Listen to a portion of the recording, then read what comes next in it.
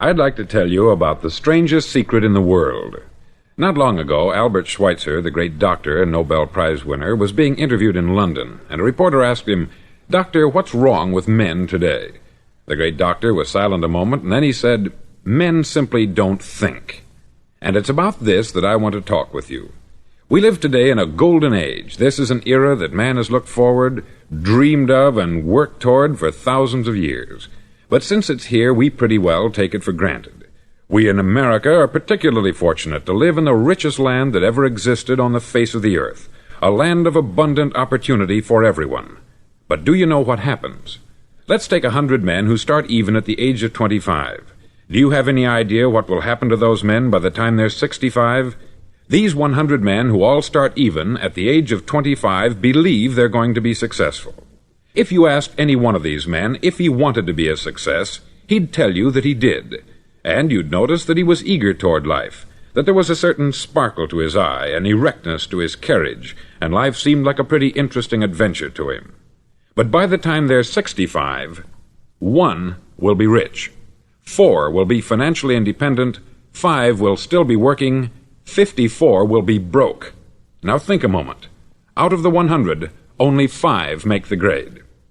Why do so many fail? What has happened to the sparkle that was there when they were 25? What's become of the dreams, the hopes, the plans? And why is there such a large disparity between what these men intended to do and what they actually accomplished? When we say about 5% achieve success, we have to define success. And here's the definition. Success is the progressive realization of a worthy ideal. If a man is working toward a predetermined goal and knows where he's going, that man is a success. If he's not doing that, he's a failure. Success is the progressive realization of a worthy ideal. Rollo May, the distinguished psychiatrist, wrote a wonderful book called Man's Search for Himself. And in this book he says, "The opposite of courage in our society is not cowardice, it is conformity." And there you have the trouble today. It's conformity. People acting like everyone else, without knowing why, without knowing where they're going. Now think of it. In America right now, there are over 14 million people 65 years of age and over, and about 13 million of these 14 million are broke. They're dependent on someone else for life's necessities. Now, we learn to read by the time we're 7. We learn to make a living by the time we're 25. Usually, by that time, we're not only making a living, we're supporting a family. And yet, by the time we're 65, we haven't learned how to become financially independent in the richest land that has ever been known. Why? We conform. And the trouble is that we're acting like the wrong percentage group, the 95% who don't succeed. Now, why do these people conform? Well, they don't know, really. These people believe that their lives are shaped by circumstances, by things that happen to them, by exterior forces. They're outer-directed people. A survey was made one time that covered a lot of men, working men, and these men were asked this question: why do you work? Why do you get up in the morning? 19 out of 20 had no idea. If you ask them, they'll say, everyone goes to work in the morning. And that's the reason they do it, because everyone else is doing it. Now let's get back to our definition of success. Who succeeds?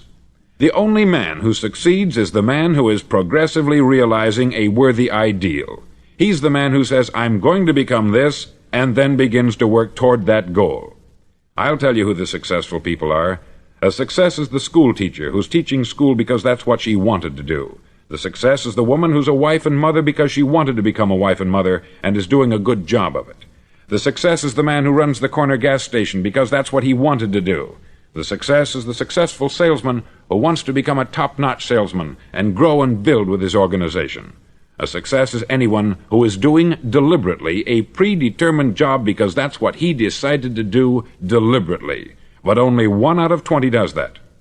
That's why today there isn't really any competition, unless we make it for ourselves. Instead of competing, all we have to do is create. Now, for 20 years, I looked for the key which would determine what would happen to a human being. Was there a key, I wanted to know, which would make the future a promise that we could foretell to a large extent? Was there a key that would guarantee a person's becoming successful if he only knew about it and knew how to use it? Well, there is such a key, and I've found it. Have you ever wondered why so many men work so hard and honestly without ever achieving anything in particular, and others don't seem to work hard and yet seem to get everything? They have the magic touch. You've heard them say that about someone. Everything he touches turns to gold. And have you ever noticed that a man who becomes successful tends to continue to become successful, and on the other hand, have you noticed how a man who is a failure tends to continue to fail? It's because of goals. Some of us have them, some don't. People with goals succeed because they know where they're going. Now think of a ship leaving a harbor, and think of it with the complete voyage mapped out and planned. The captain and crew know exactly where it's going and how long it will take. It has a definite goal. 9,999 times out of 10,000 it will get to where it started out to get. Now let's take another ship, just like the first, only let's not put a crew on it, or a captain at the helm. Let's give it no aiming point, no goal, no destination. We just start the engines and let it go. I think you'll agree with me that if it gets out of the harbor at all, it will either sink or wind up on some deserted beach a derelict. It can't go any place because it has no destination and no guidance. It's the same with a human being. Take the salesman, for example. There is no other person in the world today with the future of a good salesman. Selling is the world's highest paid profession, if we're good at it and if we know where we're going. Every company needs top-notch salesmen, and they reward those men. The sky is the limit for them. But how many can you find? Someone once said, the human race is fixed, not to prevent the strong from winning, but to prevent the weak from losing. The American economy today can be likened to a convoy in time of war. The entire economy is slowed down to protect its weakest link, just as the convoy had to go at the speed that would permit its slowest vessel to remain in formation. That's why it's so easy to make a living today. It takes no particular brains or talent to make a living and support a family today. So we have a plateau of so-called security, if that's what a person's looking for. But we do have to decide how high above this plateau we want to aim for. Now let's get back to the strangest secret in the world, the story that I wanted to tell you today. Why do men with goals succeed in life, and men without them fail? Well, let me tell you something which, if you really understand it, will alter your life immediately. If you understand completely what I'm going to tell you from this moment on, your life will never be the same again. You'll suddenly find that good luck just seems to be attracted to you. The things you want just seem to fall in line. And from now on, you won't have the problems, the worries, the gnawing lump of anxiety that perhaps you've experienced before. Doubt, fear, well, they'll be things of the past. Here's the key to success, and the key to failure. We become what we think about. Now let me say that again. We become what we think about. Throughout all history, the great wise men and teachers, philosophers and prophets have disagreed with one another on many different things. It is only on this one point that they are in complete and unanimous agreement. Listen to what Marcus Aurelius, the great Roman emperor, said. He said, "A man's life is what his thoughts make of it." Disraeli said this, "Everything comes if a man will only wait. I have brought myself by long meditation to the conviction that a human being with a settled purpose must accomplish it, and that nothing can resist a will that will stake even existence for its fulfillment." Ralph Waldo Emerson said this, "A man is what he thinks about all day long." William James said, "The greatest discovery of my generation is that human beings can alter their lives by altering their attitudes of mind." And he also said, "We need only in cold blood act as if the thing in question were real, and it will become infallibly real by growing into such a connection with our life that it will become real. It will become so knit with habit and emotion that our interest in it will be those which characterize belief." He also said this, "If you only care enough for a result, you will almost certainly attain it. If you wish to be rich, you will be rich. If you wish to be learned, you will be learned. If you wish to be good, you will be good. Only you must then really wish these things, and wish them exclusively, and not wish at the same time 100 other incompatible things just as strongly." In the Bible you read, in Mark 9:23, "If thou canst believe, all things are possible to him that believeth." Dr. Norman Vincent Peale said this, "This is one of the greatest laws in the universe. Fervently do I wish I had discovered it as a very young man. It dawned upon me much later in life, and I've found it to be one of the greatest, if not my greatest discovery, outside of my relationship to God. And the great law, briefly and simply stated, is that if you think in negative terms, you'll get negative results. If you think in positive terms, you will achieve positive results. That is the simple fact which is at the basis of an astonishing law of prosperity and success. In 3 words, believe and succeed. William Shakespeare put it this way: "Our doubts are traitors, and make us lose the good we oft might win, by fearing to attempt." George Bernard Shaw said, "People are always blaming their circumstances for what they are. I don't believe in circumstances. The people who get on in this world are the people who get up and look for the circumstances they want, and if they can't find them, make them." Well, it's pretty apparent, isn't it? And every person who discovered this, for a while believed that he was the first one to work it out. We become what we think about. Now, it stands to reason that a person who's thinking about a concrete and worthwhile goal is going to reach it, because that's what he's thinking about. And we become what we think about. Conversely, the man who has no goal, who doesn't know where he's going, and whose thoughts must therefore be thoughts of confusion and anxiety and fear and worry, becomes what he thinks about. His life becomes one of frustration, fear, anxiety, and worry. And if he thinks about nothing, he becomes nothing. Now, how does it work? Why do we become what we think about? Well, I'll tell you how it works as far as we know. Now, to do this, I want to tell you about a situation that parallels the human mind. Suppose a farmer has some land, and it's good, fertile land. Now, the land gives the farmer a choice. He may plant in that land whatever he chooses. The land doesn't care. It's up to the farmer to make the decision. Now, remember, we're comparing the human mind with the land, because the mind, like the land, doesn't care what you plant in it. It will return what you plant, but it doesn't care what you plant. Now, let's say that the farmer has 2 seeds in his hand. One is a seed of corn, the other is nightshade, a deadly poison. He digs 2 little holes in the earth, and he plants both seeds, one corn, the other nightshade. He covers up the holes, waters, and takes care of the land, and what will happen? Invariably, the land will return what is planted. As it's written in the Bible, "As ye sow, so shall ye reap." Remember, the land doesn't care. It will return poison in just as wonderful abundance as it will corn. So up come the 2 plants, one corn, one poison. Now, the human mind is far more fertile, far more incredible and mysterious than the land, but it works the same way. It doesn't care what we plant. Success, failure.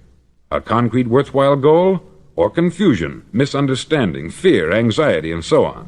But what we plant, it will return to us. You see, the human mind is the last great unexplored continent on the earth. It contains riches beyond our wildest dreams. It will return anything we want to plant. Now, you might say, well, if that's true, why don't people use their minds more? Well, I think they've figured out an answer to that, too. Our mind comes as standard equipment at birth. It's free, and things that are given to us for nothing we place little value on. Things that we pay money for, we value. The paradox is that exactly the reverse is true. Everything that's really worthwhile in life came to us free. Our mind, our soul, our body, our hopes, our dreams, our ambitions, our intelligence, our love of family and children and friends. All these priceless possessions are free, but the things that cost us money are actually very cheap and can be replaced at any time. A good man can be completely wiped out and make another fortune. He can do that several times. Even if our home burns down, we can rebuild it, but the things we got for nothing, we can never replace. The human mind isn't used merely because we take it for granted. Familiarity breeds contempt. It can do any kind of job we assign to it, but generally speaking, we use it for little jobs instead of big, important ones. Universities have proved that most of us are operating on about 10% of our abilities. Decide now, what is it you want? Plant your goal in your mind. It's the most important decision you'll ever make in your entire life. Do you want to be an outstanding salesman, a better worker at your particular job? Do you want to go places in your company, in your community? All you've got to do is plant that seed in your mind. Care for it. Work steadily toward your goal, and it will become a reality. It not only will, there's no way that it cannot. You see, that is a law, like the laws of Sir Isaac Newton, the laws of gravity. If you get on top of a building and jump off, you'll always go down. You'll never go up. And it's the same with all the other laws of nature. They always work. They're inflexible. Think about your goal in a relaxed, positive way. Picture yourself in your mind's eye as having already achieved this goal. See yourself doing the things you will be doing when you've reached your goal. Ours has been called the phenobarbital age, the age of ulcers and nervous breakdowns. At a time when medical research has raised us to a new plateau of good health and longevity, far too many of us worry ourselves into an early grave trying to cope with things in our own little personal ways, without learning a few great laws that will take care of everything for us. These things we bring on ourselves through our habitual way of thinking. Every one of us is the sum total of his own thoughts. He is where he is because that is exactly where he really wants to be, whether he'll admit that or not. Each of us must live off the fruit of his thoughts in the future, because what you think today and tomorrow, next month and next year, will mold your life and determine your future. You're guided by your mind. I remember one time I was driving through Arizona and I saw one of those giant earth-moving machines roaring along the road at about 35 miles an hour with what looked like 20 tons of dirt in it, a tremendous, incredible machine, and there was a little man perched way up on top with the wheel in his hands guiding it. And as I drove along, I was struck by the similarity of that machine to the human mind. Just suppose you're sitting at the controls of such a vast source of energy. Are you going to sit back and fold your arms and let it run itself into a ditch? Or are you going to keep both hands firmly on the wheel and control and direct this power to a specific, worthwhile purpose? It's up to you. You're in the driver's seat. You see, the very law that gives us success is a two-edged sword. We must control our thinking. The same rule that can lead a man to a life of success, wealth, happiness, and all the things he's ever dreamed of for himself and his family, that very same law can lead him into the gutter. It's all in how he uses it, for good or for bad. This is the strangest secret in the world. Now, why do I say it's strange, and why do I call it a secret? Actually, it isn't a secret at all. It was first promulgated by some of the earliest wise men, and it appears again and again throughout the Bible. But very few people have learned it, understand it. That's why it's strange, and why, for some equally strange reason, it virtually remains a secret. I believe that you could go out and walk down the main street of your town and ask one man after another what the secret of success is, and you probably wouldn't run into one man in a month who could tell you. Now, this information is enormously valuable to us, if we really understand it and apply it. It's valuable to us not only for our own lives, but the lives of those around us, our family, employees, associates, and friends. Life should be an exciting adventure. It should never be a bore. A man should live fully, be alive. He should be glad to get out of bed in the morning. He should be doing a job he likes to do because he does it well. One time I heard Grove Patterson make a speech, the editor-in-chief of the Toledo Daily Blade, and as he concluded his speech, he said something that I've never forgotten. He said something like this: "My years in the newspaper business have convinced me of several things, among them that people are basically good, and that we came from someplace, and we're going someplace. So we should make our time here an exciting adventure. The architect of the universe didn't build a stairway leading nowhere." And the greatest teacher of all, the carpenter from the plains of Galilee, gave us the secret time and time again. "As ye believe, so shall it be done unto you." I've explained the strangest secret in the world and how it works. Now I want to explain how you can prove to yourself the enormous returns possible in your own life by putting this secret to a practical test. I want you to make a test that will last 30 days. Now, it isn't going to be easy. If you'll give it a good try, it will completely change your life for the better. Back in the 17th century, Sir Isaac Newton, the English mathematician and natural philosopher, gave us some natural laws of physics which apply as much to human beings as they do to the movement of bodies in the universe. Now, one of these laws is that for every action there is an equal and opposite reaction. Simply stated, as it applies to you and me, it means we can achieve nothing without paying the price. The results of your 30-day experiment will be in direct proportion to the effort you put forth. To be a doctor, you must pay the price of long years of difficult study. to be successful in selling, and remember that each of us succeeds to the extent of his ability to sell, selling our families on our ideas, selling education in schools, selling our children on the advantages of living the good and honest life, selling our associates and employees on the importance of being exceptional people, to, of course, the profession of selling itself. But to be successful in selling our way to the good life, we must be willing to pay the price. Now, what is that price? Well, it's many things. First, it's understanding emotionally, as well as intellectually, that we literally become what we think about, that we must control our thoughts if we're to control our lives. It's understanding fully that, as ye sow, so shall ye reap. Secondly, it's cutting away all the fetters from the mind and permitting it to soar as it was divinely designed to do. It's the realization that your limitations are self-imposed, and that the opportunities for you today are enormous beyond belief.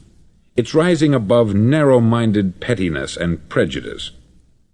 Thirdly, to use all your courage to force yourself to think positively on your own problem, to set a definite and clearly defined goal for yourself, to let your marvelous mind think about your goal from all possible angles, to let your imagination speculate freely upon many different possible solutions, to refuse to believe there are any circumstances sufficiently strong to defeat you in the accomplishment of your purpose, to act promptly and decisively when your course is clear, and to keep constantly aware of the fact that you are, at this moment, standing in the middle of your own acre of diamonds, as Russell Conwell used to point out. Fourth, save at least 10% of what you earn. It's also remembering that no matter what your present job, it has enormous possibilities if you're willing to pay the price. Now let's just go over the important points in the price each of us must pay to achieve the wonderful life that can be ours. It is, of course, worth any price. 1. You will become what you think about. 2. Remember the word imagination. Let your mind soar. 3. Courage. Concentrate on your goal every day. 4. Save 10% of what you earn. And action. Ideas are worthless unless we act on them. Now I'll try to outline the 30-day test I want you to make. Now keep in mind that you have nothing to lose by making this test, and everything you could possibly want to gain. There are two things that may be said of everyone.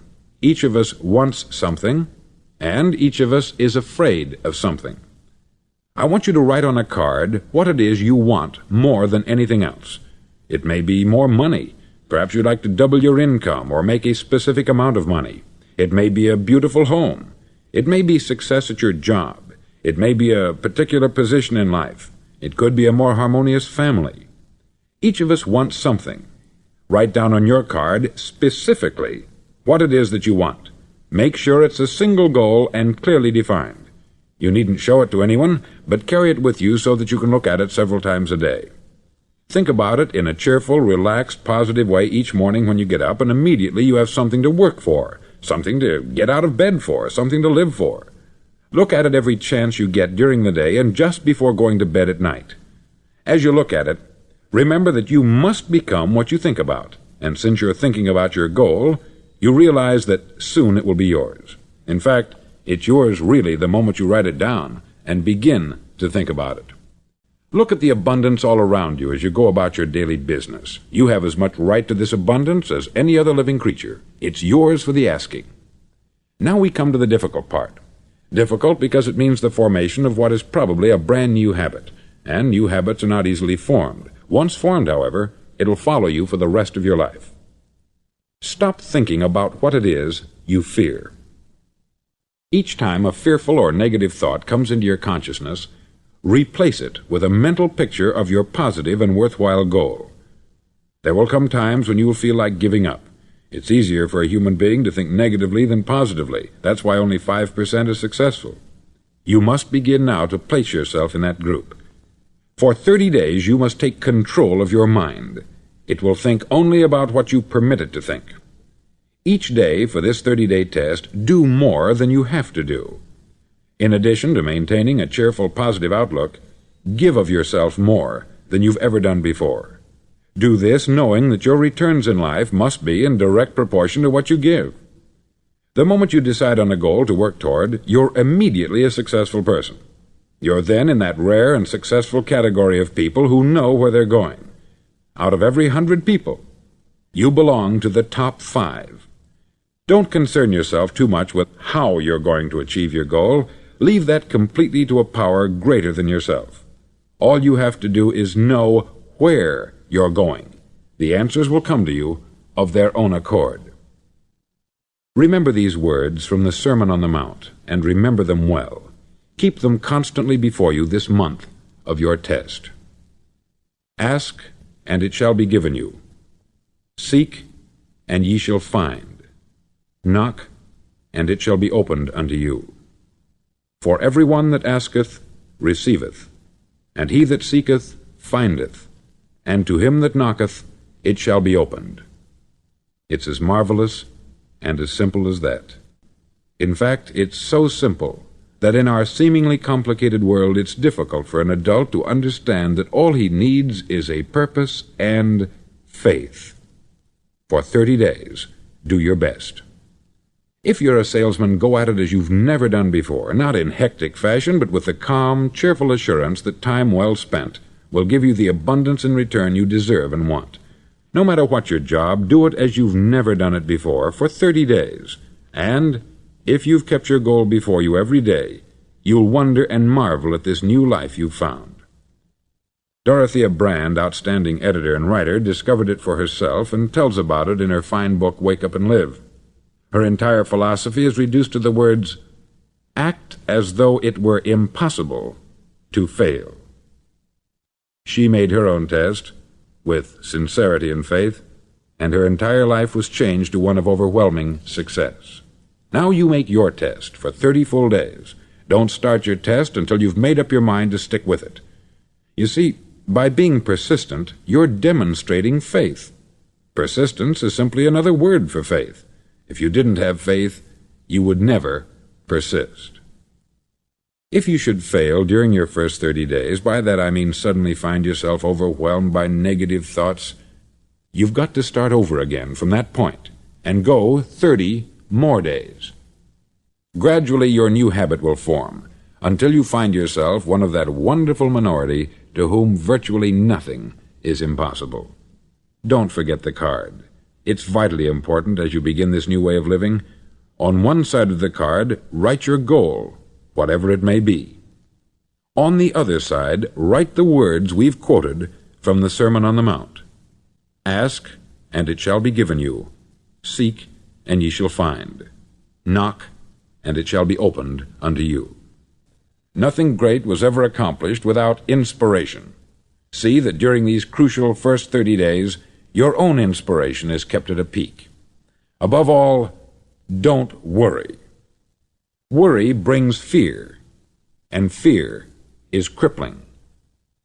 The only thing that can cause you to worry during your test is trying to do it all yourself. Know that all you have to do is hold your goal before you. Everything else will take care of itself. Remember also to keep calm and cheerful. Don't let petty things annoy you and get you off course. Now, since making this test is difficult, some may say, well, why should I bother? Well, look at the alternative. No one wants to be a failure. No one really wants to be a mediocre individual. No one wants a life constantly filled with worry, fear, and frustration. Therefore, remember that you must reap that which you sow. If you sow negative thoughts, your life will be filled with negative things. If you sow positive thoughts, your life will be cheerful, successful, and positive. Now, gradually, you will have a tendency to forget what you've heard on this record. Play it often. Keep reminding yourself of what you must do to form this new habit. Gather your whole family about and listen to what's been said here at regular intervals. You know, most men will tell you that they want to make money without understanding the law. The only people who make money work in the mint. The rest of us must earn money. This is what causes those who keep looking for something for nothing or a free ride to fail in life. The only way to earn money is by providing people with services or products which are needed and useful. We exchange our product or service for the other man's money. Therefore, the law is that our financial return will be in direct proportion to our service. Success is not the result of making money. Making money is the result of success, and success is in direct proportion to our service. Most people have this law backwards. They believe that you're successful if you earn a lot of money. The truth is that you can only earn money after you're successful. It's like the story of the man who sat in front of the stove and said to it, "Give me heat, and then I'll add the wood." How many men and women do you know, or do you suppose there are today, who take the same attitude toward life? There are millions. We've got to put the fuel in before we can expect heat. Likewise, we've got to be of service first before we can expect money. Don't concern yourself with the money. Be of service. Build, work, dream, create. Do this, and you'll find there's no limit to the prosperity and abundance that will come to you. Prosperity is founded upon a law of mutual exchange. Any person who contributes to prosperity must prosper in turn himself.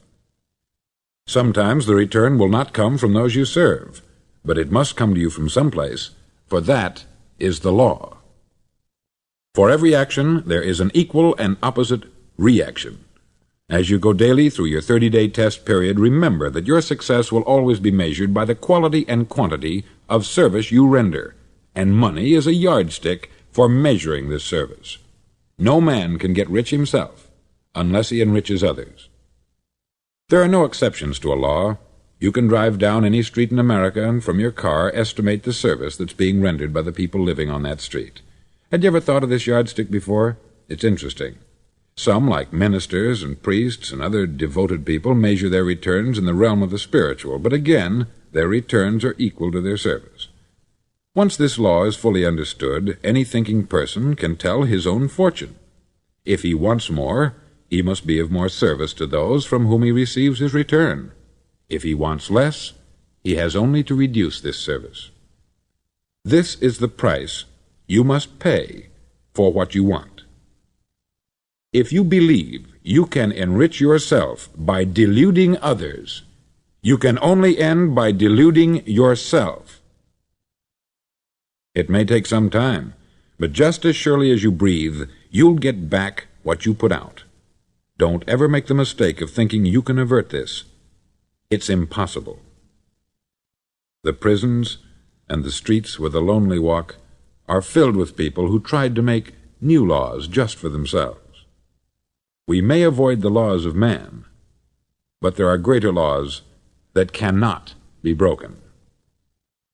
An outstanding medical doctor recently pointed out 6 steps that will help you realize success. 1.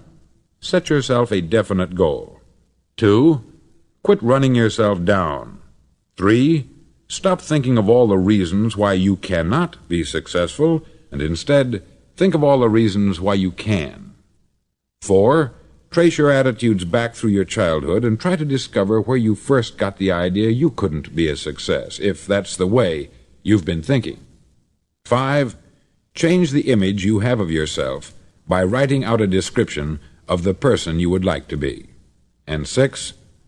Act the part of the successful person you have decided to become.